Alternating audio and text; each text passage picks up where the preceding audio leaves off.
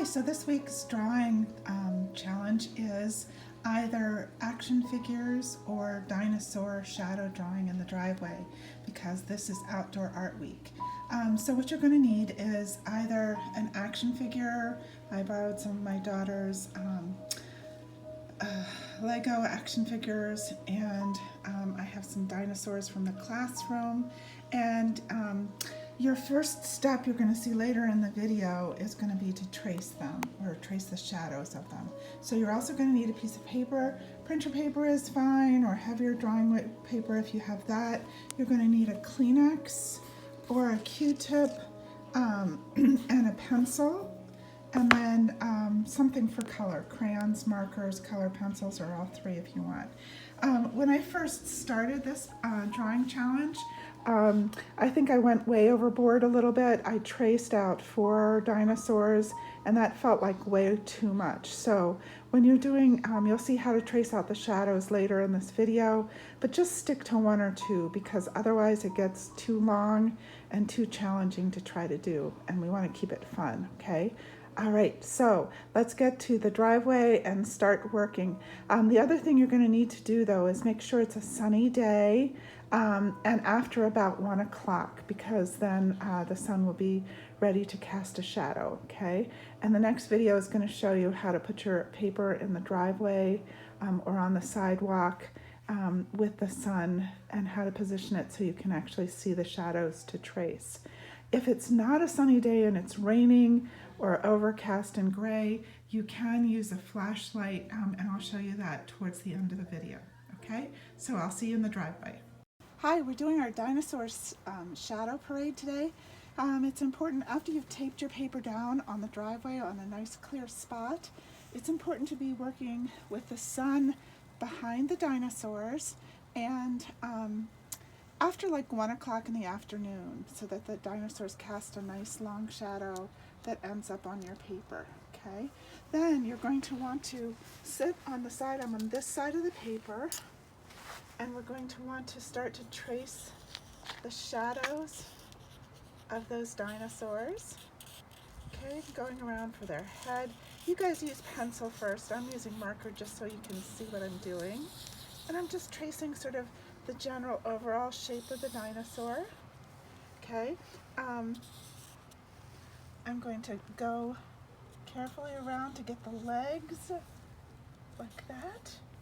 And as you finish your dinosaur, you can move it aside just to be sure you've got what you want. If you need a few more details, you can of course add those in. Then I'm moving on to my second dinosaur over here. Sometimes you're gonna have to reach underneath them just a little bit like that. Tracing around my second dinosaur, the big shapes first, then up here under his legs just a little bit.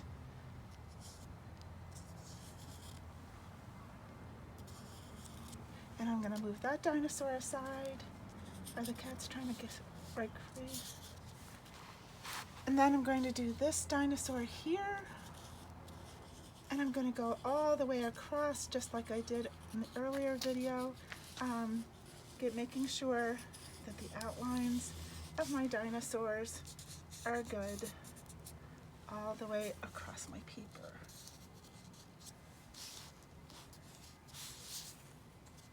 Like that. And then when you're done, you can add some details to the dinosaurs, add some color, maybe add some items in the background, but this is really a kind of quick, fun, easy way to trace a lot of dinosaurs and just get the general shapes down so you can add more details later.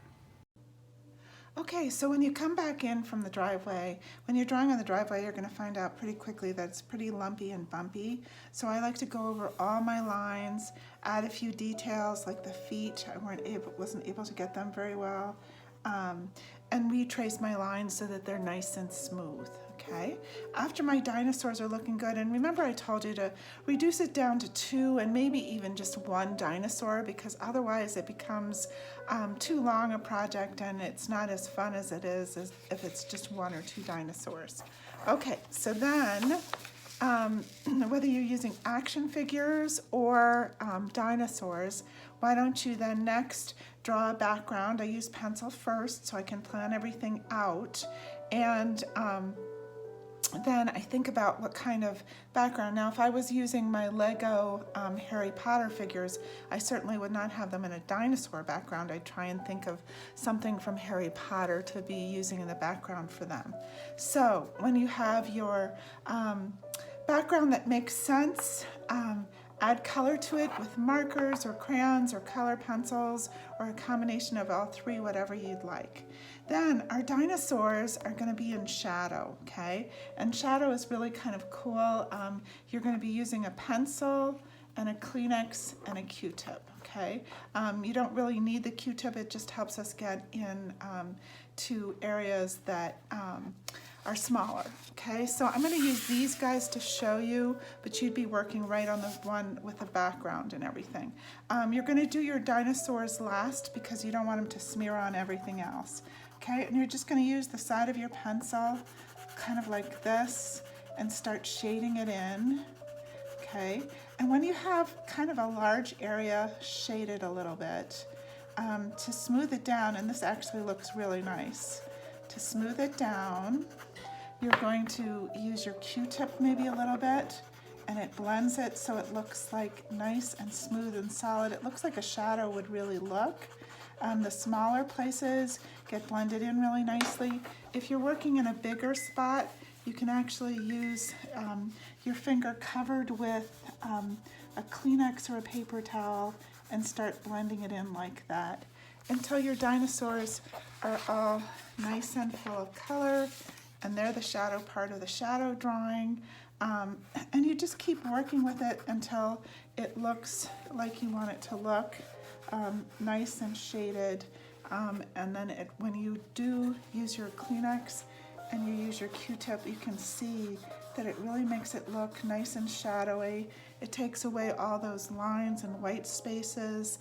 I mean, it looks like a lovely, really nice shadow on there, okay? So have fun with your shadow drawings. Remember, cut it down to 1, maybe 2, just because I don't want it to be too big of a project for you. If you're really up for a challenge, you can do all 4 like Mrs. N did, but even I have not finished the shadowing part of these 2. So go ahead, have fun, experiment with some shadow drawings. It is also possible to do this right on the driveway or the sidewalk using chalk to trace around the shadows. Okay, see you later.